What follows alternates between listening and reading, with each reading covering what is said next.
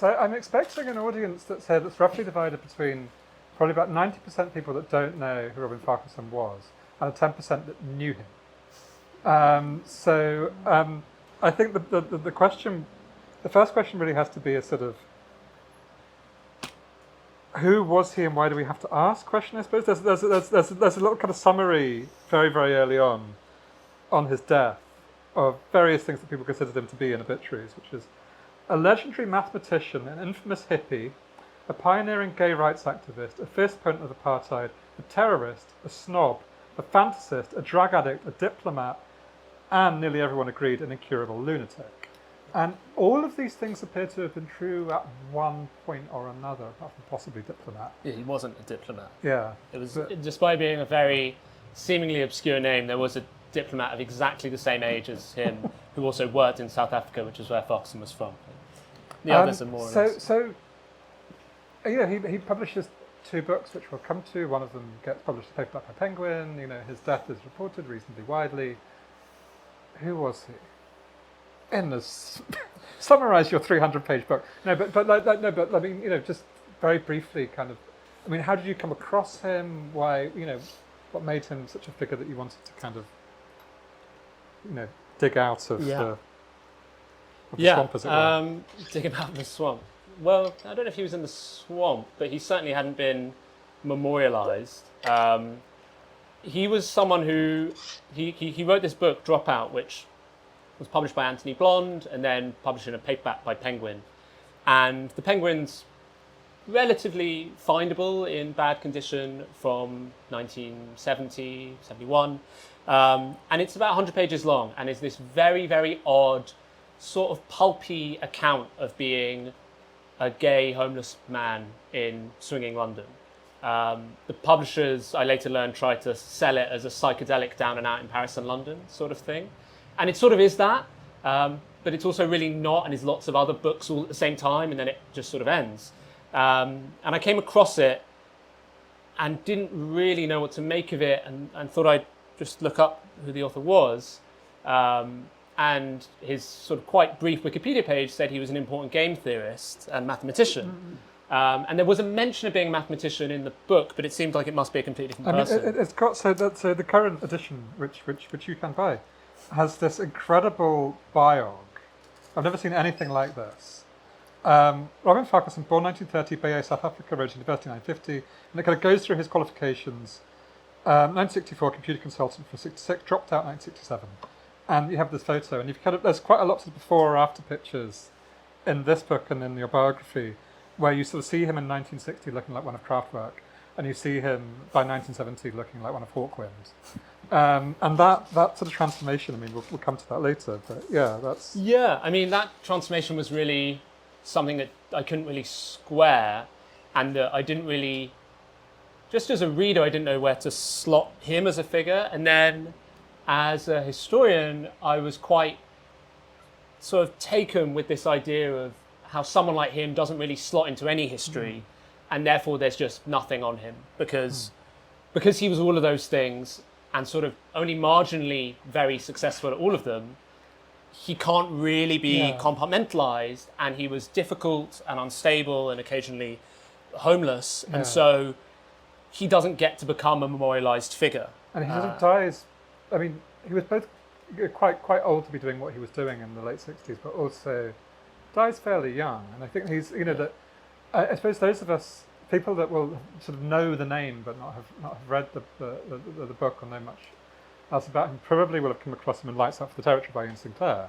Where there's this sort of, he's one of about hundreds of these sort of, kind of figures from the forgotten London who kind of appears briefly and then kind of is extinguished equally quickly. So, how did he die?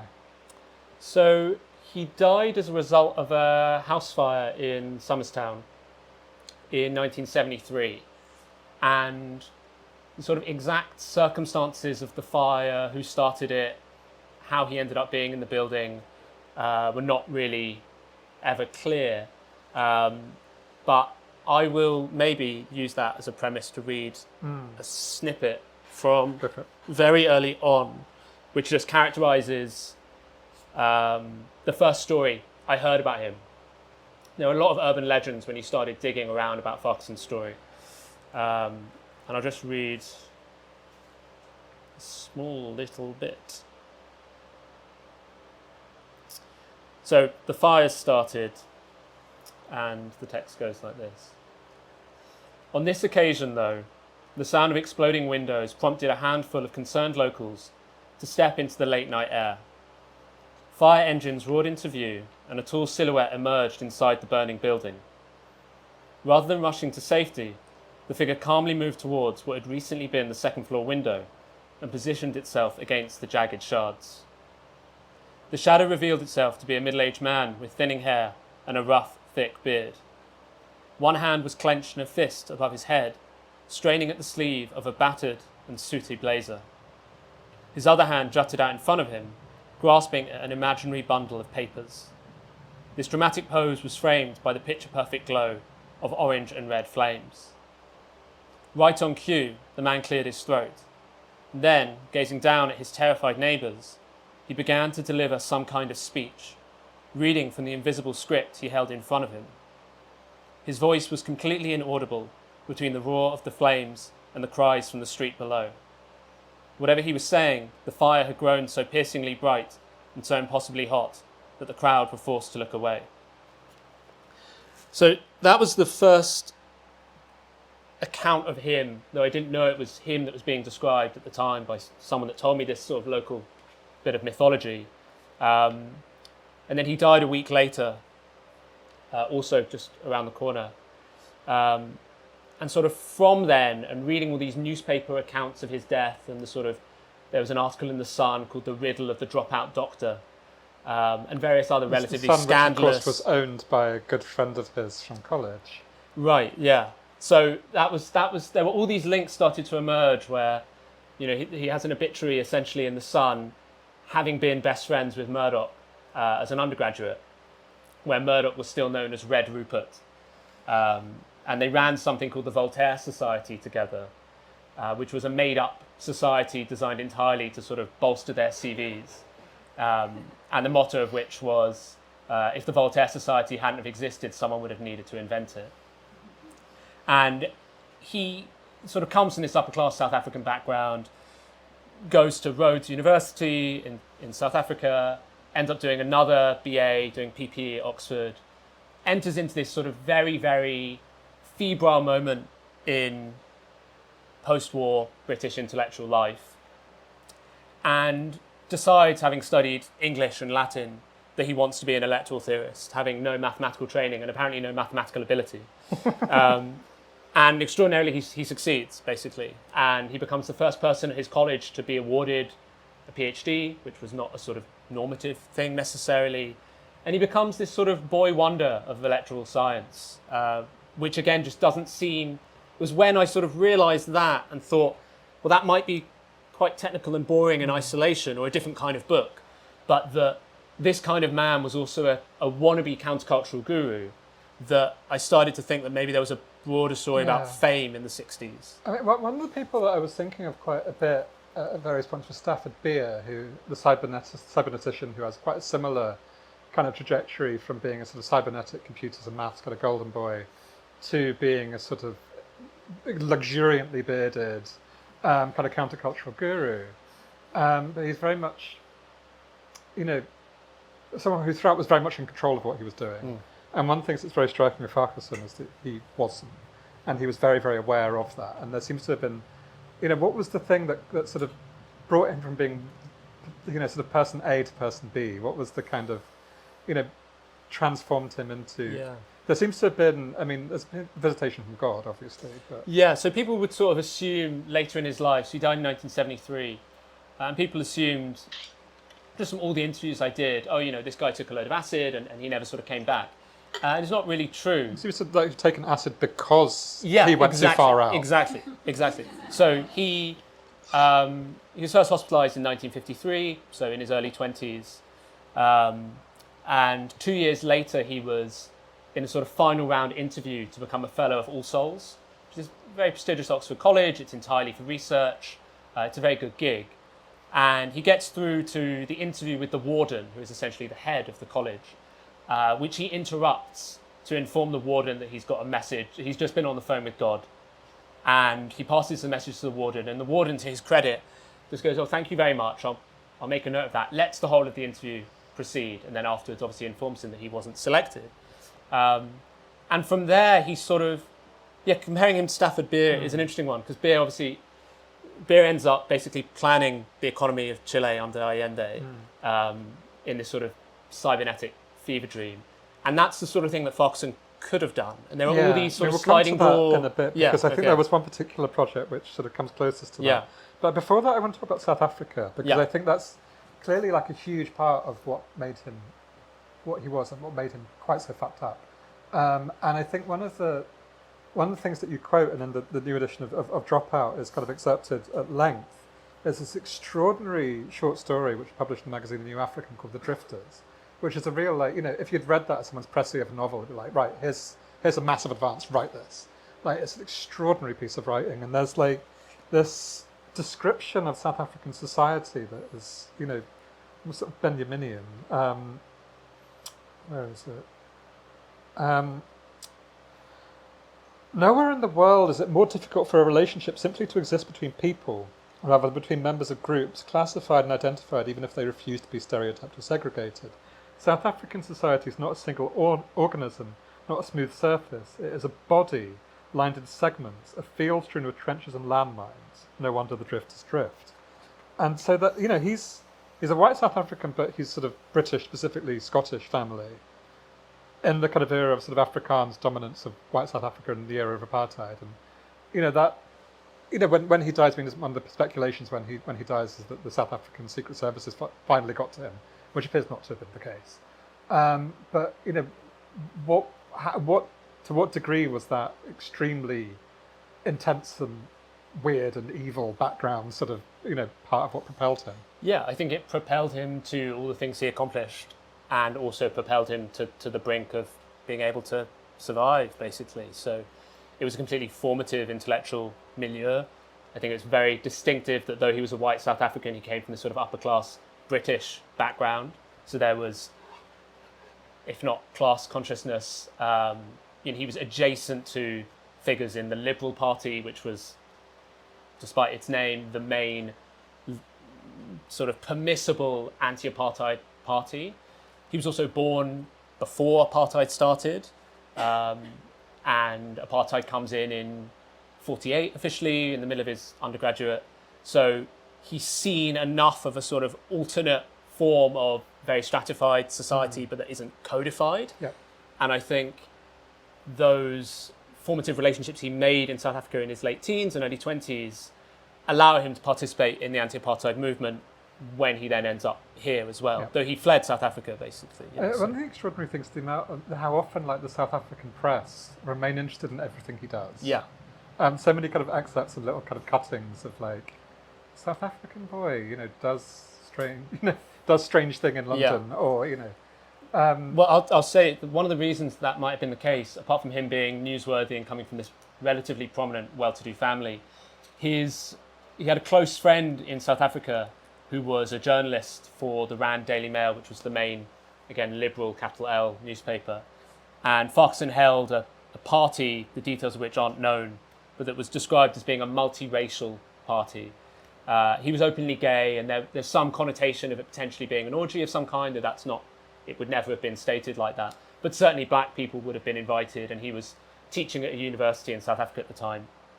And the police arrive and say, Professor Farquharson, obviously we need to get in. And he bars the door. And there's a photographer there who takes a snap of him physically blocking the police in this baffling move. And this is very, very early on as well. This is, that was not a straightforward act of solidarity. And the picture's immediately printed in this liberal publication as an example of heroism. And the guy that took the photo became good friends with him, and they struck up the friendship here in London as well. Was later revealed to be one of the main informants of the South African secret police. And so stories of Farquharson having breakdowns in public were immediately published in the South African press, even if they happened in rural England, in ways that are potentially suspicious. He's certainly someone whose paranoia was to a large extent justified. Yeah. But talk a bit about his sort of mathematical, cybernetic, kind of Cambridge career. Because there's the two books, the other one being Theory of Voting, which is his,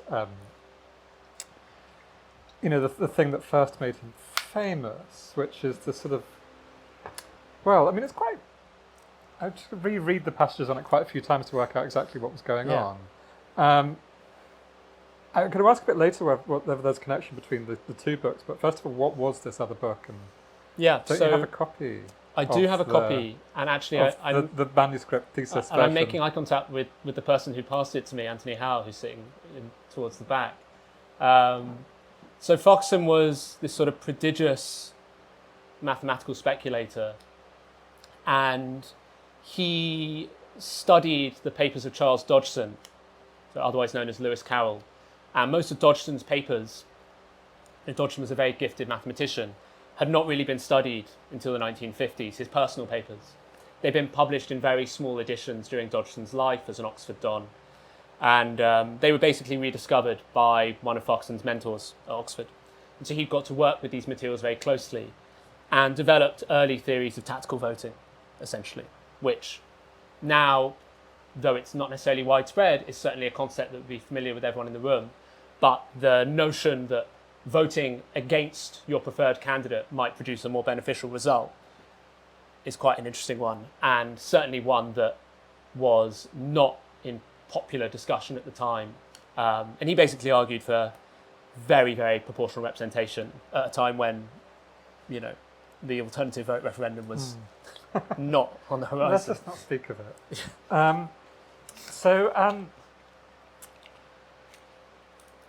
What drew him to the counterculture specifically? He was pretty old to be in the counterculture, and in Dropout he seems very conscious of it. I mean, one of the things that makes Dropout such a fascinating book is the degree to which he's quite aware of what's going on. He's very much kind of like, I've decided to drop out because I'm old, mad and gay, and there's not really any other way for me to, to function unless by doing this. And it isn't, what makes it so different something like Down in Paris and London, which isn't kind of like, I am an old Etonian doing this. It's him pretending that he's normal, which Orwell absolutely wasn't. Whereas there's no attempt by Farquharson to pretend that he's normal whatsoever in that book. And that seems to be, but just more specifically, do you think what kind of drew him to that milieu? Yeah, I think, well, firstly, I disagree with saying that he was too old really to be in the counterculture so much as what we understand of the counterculture. And he was well over 30, if you weren't supposed to trot anyone over. Aren't we all? But the image of the counterculture being hippies is a very reductive one. He was slightly younger than Timothy Leary. He was younger than Alexander Trocchi, who was hugely influential in London in the 1960s. He would have been an elder statesman, and that's certainly what he aspired to be. And I think coming from the background he had and so nearly becoming an Oxford Don, I think there was no real option of him sort of becoming a foot soldier in alternative London. He was always going to want to be a leader, and that was both sort of facilitated amazing escapades and also was his undoing, really, because he was not really capable of having a sort of humdrum daily existence. He was designed to be a media figure, and he sort of briefly was. There's an incredible moment in Dropout, actually, where he's... And it's so good to do this in Houseman's, because obviously he came to this shop all the time and was involved in the GLF and used to make calls back to South Africa without telling them, and then they'd have to be foot the bill in the office alongside. There's a lot of phone bills. There's a lot of phone bills, yeah. He thought he had a system for not paying, but he didn't. And he's in Dropout. He's living with Anthony in this, sort of crashing there in this greenhouse on the other side of the street, on the top of a newsagent on Caledonian Road. And Anthony you gave him some Brussels sprouts and a sausage, is what he reports, and a sleeping bag. And he walks up the street about 50 yards there, and there are some teenagers, and they start flirting with him. And he says, "Yeah, I'm not really into this, and I don't want. And I look very bad. And if someone walks past, they're going to think that I'm a dirty old man, and I am a bit of a dirty old man. So I sort of have to." He's specific about how much he smells. At exactly. This point. Yeah. And so he said, "I'll distract them by reading a bit of my novel," which I think is probably The Drifters, which is this unfinished novel he writes. And they're just they just sort of lose interest and just start chatting amongst themselves. And he's like, "All right, it's a bit rude." And So he carries on up the street, and then one of them says, "Oh, mister," and they come back, and they beat the shit out of him, and kick sand in his mouth, and then get scared and say, "Please don't tell the police." And they run off, and all of this happens in a sort of 2-paragraph. It's incredibly dense, and he rejoices, and he says, "Finally, I feel physically the way oppressed people feel all the time emotionally." And it's this very odd passage where, at least reading it now and knowing how he died and knowing how hard his life was, sort of thinking, he didn't feel... He was oppressed in multiple ways. Yeah, he had a really hard time of it. And, on the telephone thing, when he first sort of tried to drop out and leave Oxbridge, essentially, he ended up living with R.D. Laing in Kingsley Hall. And Kingsley Hall was this, very early live-in experiment where therapists and patients lived together, ostensibly in equality. And there's an episode that Laing recounts decades later where he says, it basically worked fairly well for a few years. But there was this one guy who kept on making long-distance phone calls. And he thought it'd be really good that we set up an annex of Kingsley Hall, not like in Stepney, but in Ethiopia. And he kept on making these long-distance calls to Ethiopia. And I said, Robin, we're footing the bill for these, man. And Robin goes, no, I've got a system. He didn't have a system. And Laing says, you're going to have to stop making these calls. And Farquharson says, oh, okay, no problem, and rips the phone off the wall. And Laing says, what are you going to do with a guy like that? And, Laing was, whether he was a force for good or not, was very much as far from conventional psychiatry as you could be in that period. And, considering Mary Barnes was one of the women living there, and she was encouraged to paint with her shit on the wall, and Farquharson is deemed unhelpable, you sort of think, well, of course, that's a flaw in Lang's system, but also this guy is not fitting into the alternative of the, he's having to forge his own. With my cynical hat on, I'm thinking maybe he's just not interesting enough for Laing. Yeah. But yeah, no, I think that's right.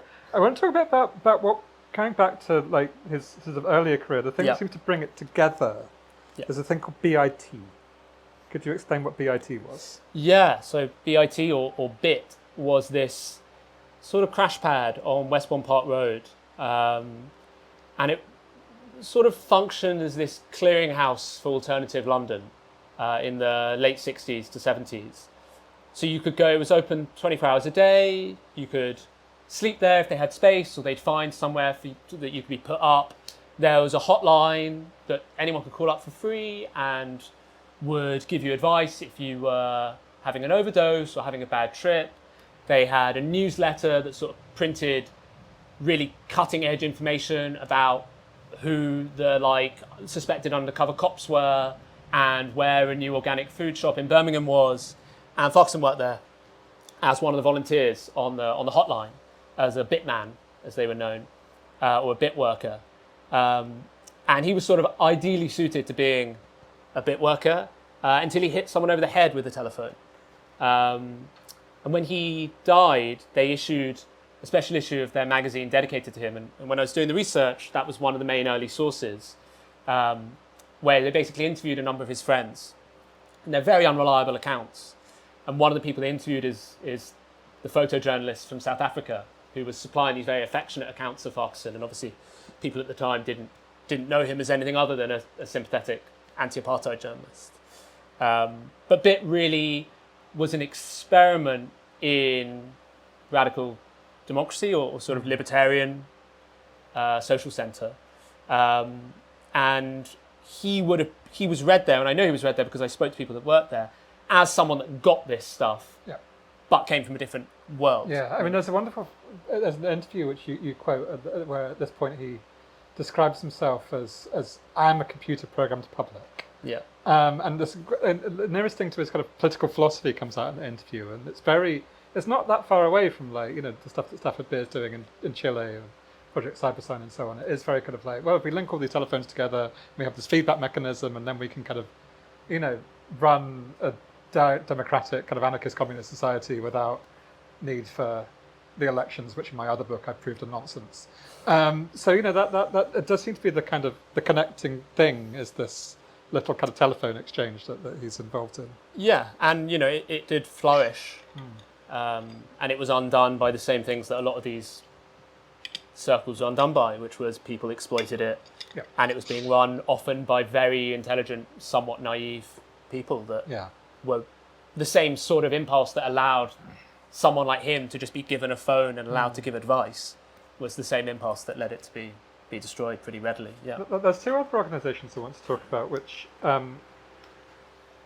it's sort of branch offices of other things. One of which is, I think, in calling it a party, slightly glorifying it, the UK branch of the White Panther Party, which he appears to have been involved in some degree, or at least he thought he was, and McFarren wasn't. Yeah. There's some sort of quite tedious kind of inter ultra left spat over who is really the White Panthers at this point, between the 5 people who are claiming to be them.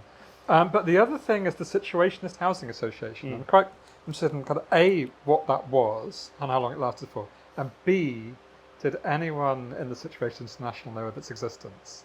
Did Guy Debord send over a cease and desist letter or something like that? So he was wont to do this sort of thing. So firstly, the White Panthers. So the White Panther Party was set up in Detroit by a guy called John Sinclair, who died last year, as the name of the party suggests, as a sort of white sympathy group to the Black Panther Party. They were never read as white nationalists, so the name would sort of imply that they were going to do for white people what the Black Panthers did for black people. But they certainly had some complicated racial politics, I would say. And they viewed rock and roll as a sort of liberatory force. He makes a record of a sort, doesn't he? I mean, he has this the one where you can actually hear his voice being called, which I was going to go and seek out on Discogs, but I didn't. Let Us Return (Free Palestine). Yeah. Kind of interesting that he has kind of quite kind of progressive politics on Palestine for the time, which I think is common with South African radicals for obvious reasons. Yeah. But that record basically, Lila Khaled, who was a Palestinian hijacker, failed to hijack a plane and it was grounded to Heathrow. And she was arrested and the British authorities didn't really know what to do with her because they thought if she went on trial, it would create an enormous diplomatic issue with all sorts of countries, but they also didn't know where to deport her to. And so she was just held at Ealing Prison.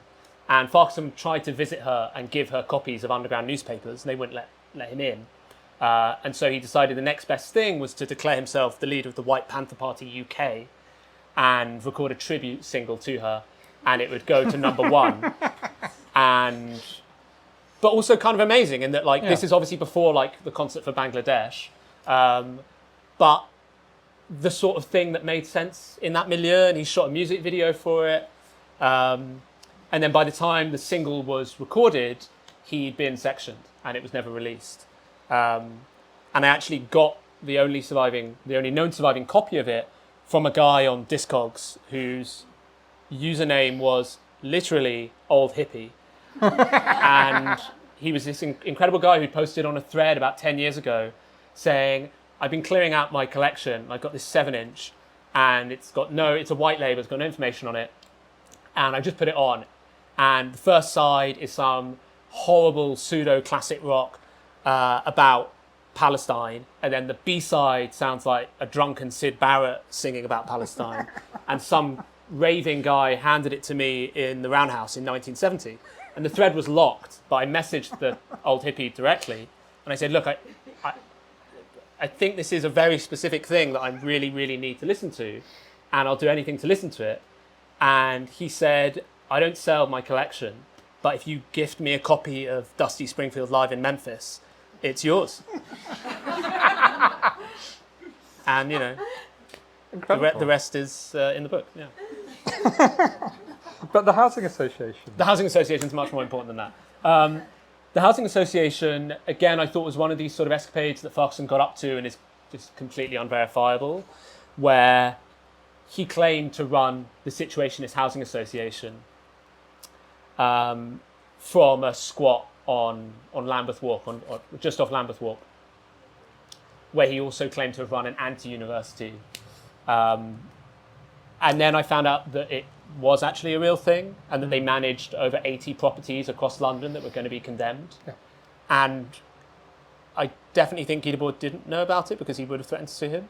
But there were moments like that scattered throughout Farquharson's story and scattered throughout the book, where I sort of had to remind myself that he was not a fantasist all the time, and actually was a really remarkable person. I mean, even the moments where he is clearly being a fantasist, there's a sort of element of like... We both. Yeah. Of like, you're clearly not able to do this now, but in a few years' time. So the thing that really strikes me is when, like lots of people of his politics, he goes up to Glasgow during the Upper Clyde shipbuilders' work-in, which, you know, is an enormous thing for lots of the left, of like, you know, not just a straightforward strike, but people kind of, you know, going in and, you know, the whole kind of utopian socialist kind of thing kind of thrown up by that particular moment that your average strike really didn't. And he ends up going, well, you know, I can't really help you here, but I could buy this place out, knock it down, and build a new factory in Glenrothes for wireless telephones. Yeah. And they're all just like, you know, there's an element of like, fuck off, Englishmen. But it is kind of fascinating, of kind of like, well, you know, in 10 years' time there will be factories in Glenrothes making wireless telephones, but not right now. But also that he manages to have that meeting with these executives. You know, he gets the sort of chauffeur driven across to this property developer. I can't actually remember exactly who it is, but he can sort of fake it till you make it because of his manner of speaking and manner. And then he comes out with these extraordinary propositions and gets sectioned every single time, basically, until he's back in South Africa after his brother died, and he's reading in a copy of International Times, the underground paper, is for some reason in this mental hospital in South Africa. And he sees a letter announcing a basically communal house for former patients.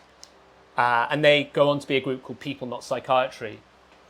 And he writes to them from South Africa, and when he comes back, he finds them a house to live in, a sort of legalised post-squat, a short life tenancy agreement, which he ends up getting kicked out of for being too unstable.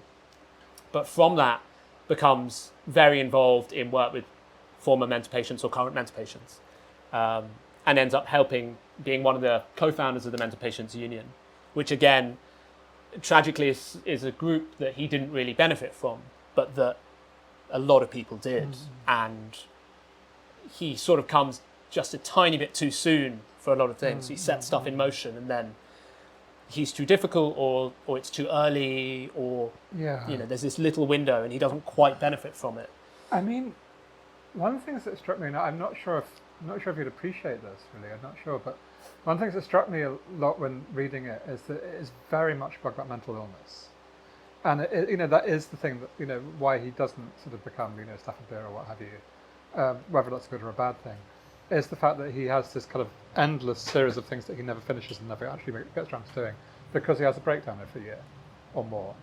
And one of the things that I like about the book is the amount of sort of very conflicting voices and very conflicting kind of Rashomon-like accounts of who he was. And very much at the end in particular, there's this real divide between people being like, he was lovely, he was a diamond, you know, everything was great, and people being like, he was a deeply unhappy and violent man. You know, and particularly in the last third of the book, he's punching people all the time.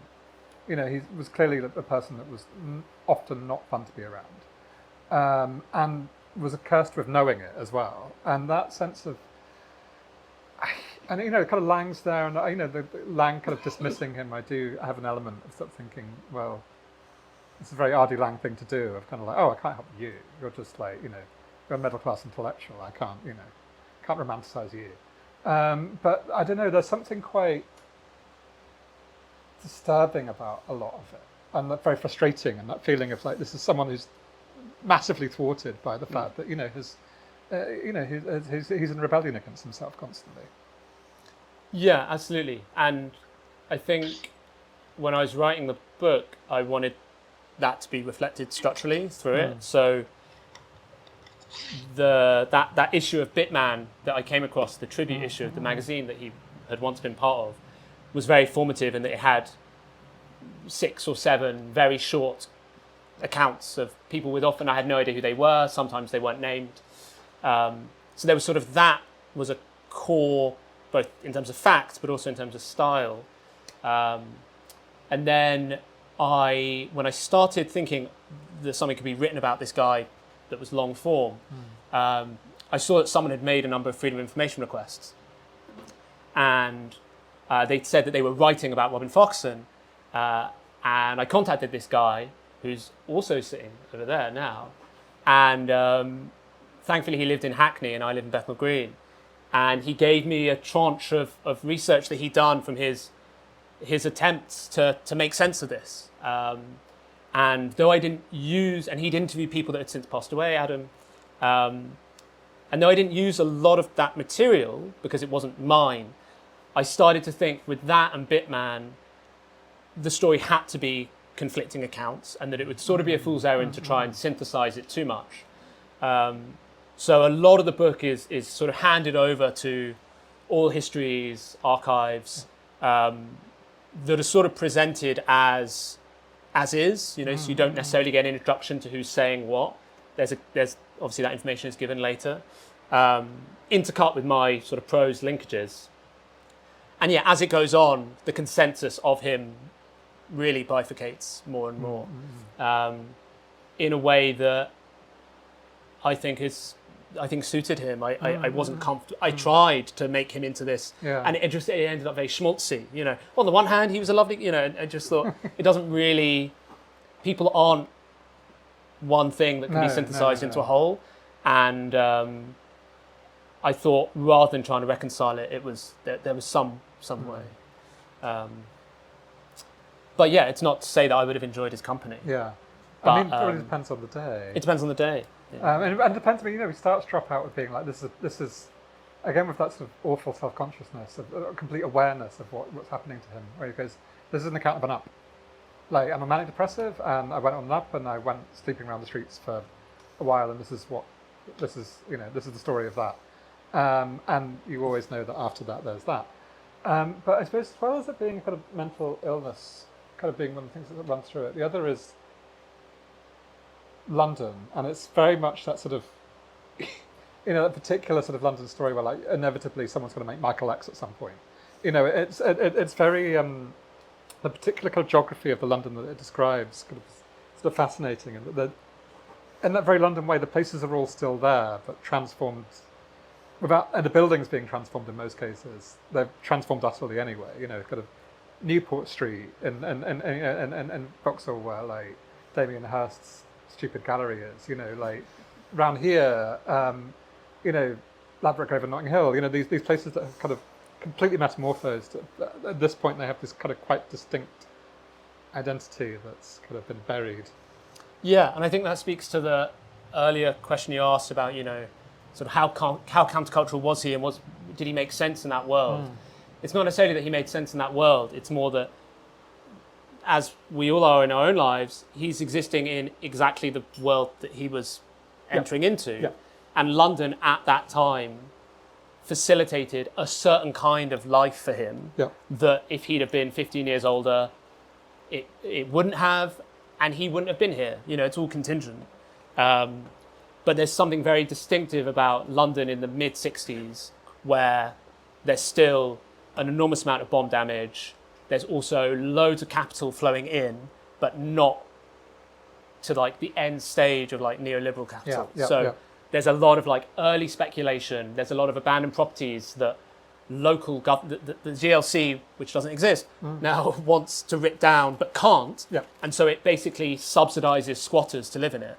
And you didn't need to be countercultural to live there. So the people that he was squatting with around the corner were builders from Ireland. They weren't hippies. There's quite a few sort of some of them were, but slightly Withnell and I type encounters with Irish labourers. One of them, one of them being the fire that killed him, but the other being the moment where he decides to raise the guerrilla army in an Irish pub in northwest London. No, that's at the French House. Was it the French House? Yeah. Even more stupid place to try and raise the guerrilla army, but anyway. Yeah, so he lost his inheritance trying to bankroll a guerrilla army that was basically going to cross into South Africa and stage a civil war. But whether he thought, whether that was something he actually wanted, or he simply got identified by some charlatans in a pretty charlatan-heavy part of town, I don't know. I'm going to read one other little bit just to give a sense of what that squat that he was living in towards the end of his life was like, because it's pretty extraordinary. So this comes from a guy called Aidan Andrew Dunn, who's a poet who's written a huge amount about this area, and also was Iain Sinclair's source in that little paragraph in Lights Out for the Territory. And so Aidan's speaking about the Charrington Street squat, which is a very important squat in Somerstown.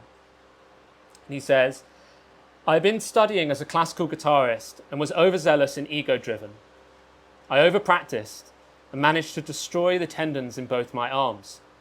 Then I went mad, essentially, and ended up in Charrington Street. I was extremely young, I hadn't even turned 20, and was very raw and exposed by what had happened to me. There were 400 or 500 people in the Charrington Street squat at the time. There was Harmonica Keith in a wheelchair. There were the clowns, but I didn't really hang out with them. There was an Irishman who traded in VW vans by the hundreds and had them parked all the way down the street. Then there was this guy called Paul Pavlovsky, in whose house I was actually living. His apartment was incredibly basic, was just full of plumbing equipment. But high up near the ceiling, there was this row of scholarly treatises on Greek religion. Paul was known as the Reverend Father Fuck. He set up something called the Church of Aphrodite Pandemos. He was very altruistic with us, and at some stage actually made me a priest in his church, and eventually it all got out of hand. He tried to sacrifice this goat that he kept out back, and we had to confiscate it from him and release it." On that note, should we go to questions?